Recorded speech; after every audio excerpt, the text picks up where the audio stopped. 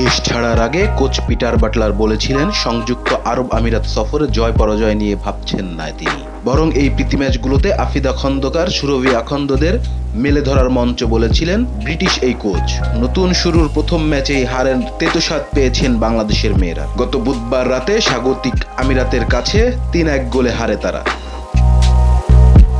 সানজিদা খাতুন সহ ১৮ ফুটবলার বাটলারের বিরুদ্ধে অবস্থান নেয় তাদের ছাড়াই এই প্রথম কোনো সফরে গেছেন বাংলাদেশের মেয়েরা। সিনিয়রদের অনুপস্থিতিতে একঝাঁক নতুন ও তরুণ ফুটবলারদের নিয়ে দল সাজানো হয়েছে। এদের নিয়ে যদিও খুব বেশি আশাবাদী ছিলেন না বাটলার। মাঠের ফলের চেয়ে মেয়েদের আন্তর্জাতিক অঙ্গনে খাপ খাইয়ে নেওয়া এবং পরিণত করাকেই বেশি মনোযোগ ছিল তার।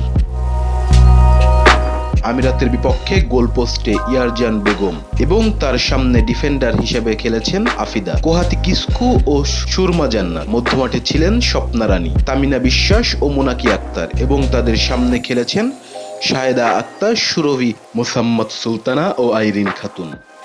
খেলার প্রথমার্ধে ২-১ গোলে পিছিয়ে পড়ে বাংলাদেশ। ২ গোল হজমের পর অধিনায়ক আফিদা খন্দকার পেনাল্টি গোলে খেলায় ফিরে আসার আশা জাগায়।